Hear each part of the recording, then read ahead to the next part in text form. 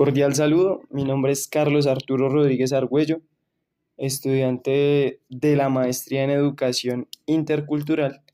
El día de hoy, para el espacio académico de Pedagogías Críticas y Decoloniales, hablaremos sobre una temática muy importante relacionada con la educación en tensión desde ciertas miradas críticas, desde la historia y la pedagogía, donde vamos a hablar acerca de la importancia de comprender históricamente los sistemas educativos latinoamericanos para cuestionar la práctica docente actual, enfatizar que se abordará la historia educativa, la teoría crítica y la pedagogía crítica como marcos para pensar la educación de la actualidad.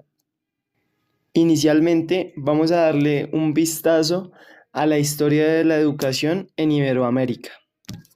Esto tomando como referencia a Ossenbach en el año 2004, quien explica cómo los sistemas educativos de América Latina se construyeron desde modelos europeos. Estos sistemas respondían más a intereses de control, orden y modernización que a necesidades locales. Se resalta cómo esta herencia estructural aún influye en las escuelas actuales, generando que persistan brechas educativas, desigualdad y currículos poco contextualizados. Continuamos con la historia crítica de la educación en Colombia. Para ello, vamos a revisar el aporte de Pérez e Hidárraga en el año 2009, quienes describen las tensiones sociopolíticas que han marcado el sistema educativo colombiano. Estos autores abordan la evolución desde la educación colonial, pasando por la República y el siglo XX, donde destacan la persistencia de desigualdades estructurales en zonas rurales, de pobreza y conflicto armado.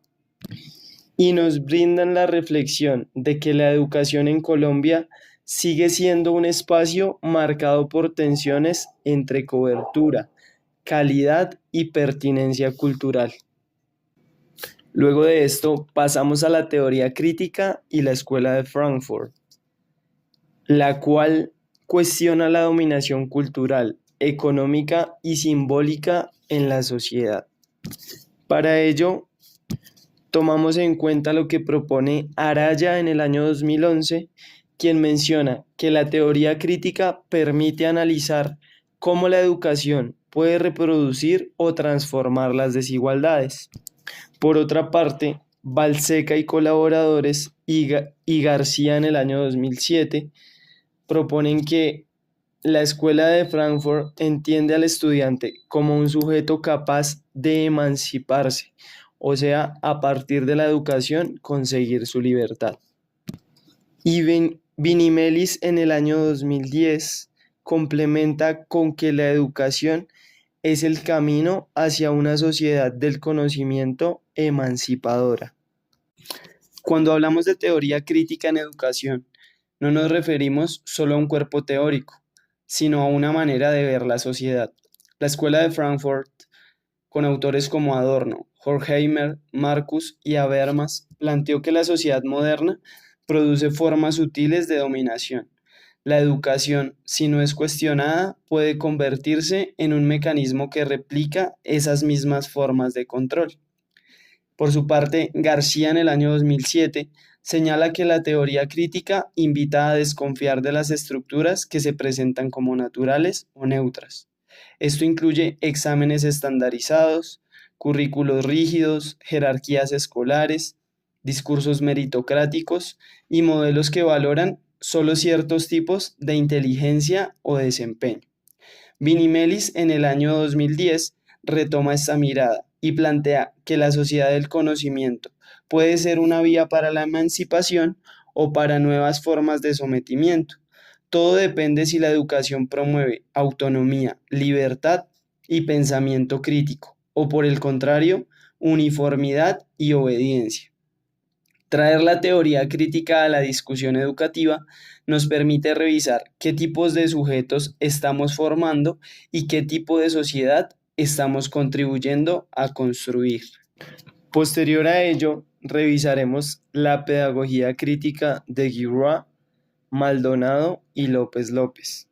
Guiroa, en el año 2013, considera al docente como un intelectual transformativo. La educación es política y debe fomentar agencia social. Por su parte, Maldonado en el año 2008 considera que la pedagogía crítica surge como respuesta al desencanto y busca acciones emancipadoras. Y para complementar, López López en el año 2019 afirma que la pedagogía crítica es clave para generar aprendizajes significativos, integrando contexto, reflexión y participación. Considero importante relacionarlo con la educación física, ya que es el ámbito en el cual me desenvuelvo. Entonces, se consideraría importante desde la pedagogía crítica cuestionar las prácticas excluyentes que hay en el deporte, analizar la desigualdad en el acceso al movimiento y a la salud y reflexionar acerca del sedentarismo escolar y los hábitos de vida saludable, considerando al cuerpo como un territorio político. Guiroa en el año 2013 insiste en que vivimos tiempos oscuros para la pedagogía.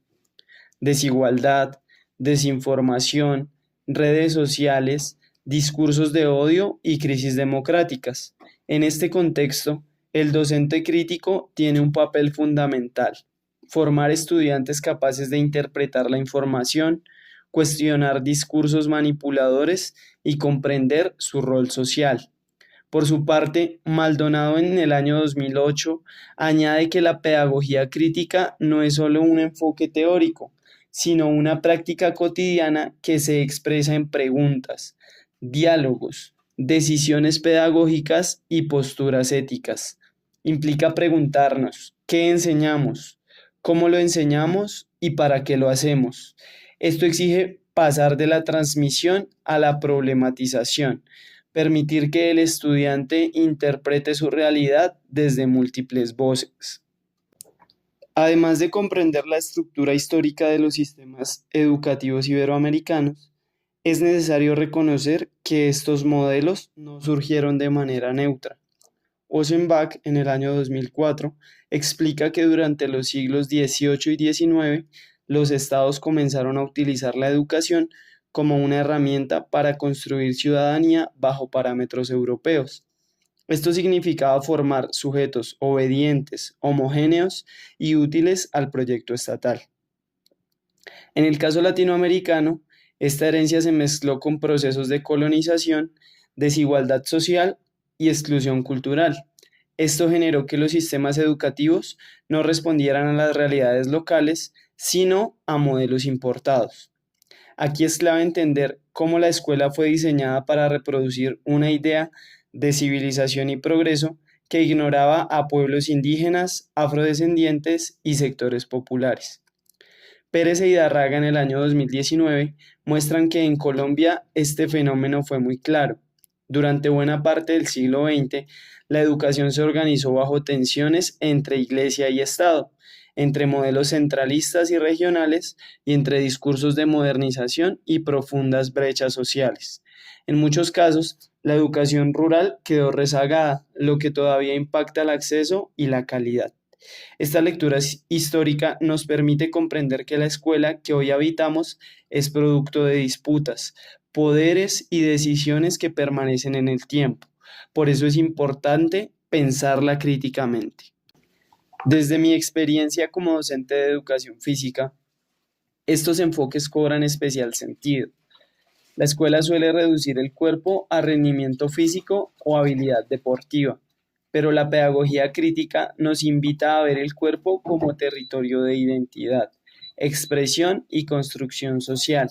Integrar pedagogía crítica en educación física implica analizar cómo influye el sedentarismo, la pobreza y la violencia territorial en las prácticas corporales, reconocer las desigualdades de acceso al deporte o a espacios seguros para la actividad física, cuestionar las prácticas excluyentes que marginan a estudiantes con menos habilidades o con discapacidades, promover la cooperación por encima de la competencia, vincular la actividad física con la reflexión sobre salud mental, autocuidado y convivencia. En este sentido, la educación física se convierte en un escenario de profunda transformación crítica, donde el cuerpo no solo se mueve, también piensa, siente y expresa. Para finalizar, podemos concluir que la historia muestra que la escuela ha sido usada para controlar y homogeneizar. La teoría crítica enseña a cuestionar estas estructuras que se han mantenido a lo largo del tiempo. La pedagogía crítica invita a formar sujetos capaces de transformar su realidad. Y como conclusión final, comprender la educación desde una perspectiva histórica y crítica permite construir prácticas más humanas, inclusivas y emancipadoras.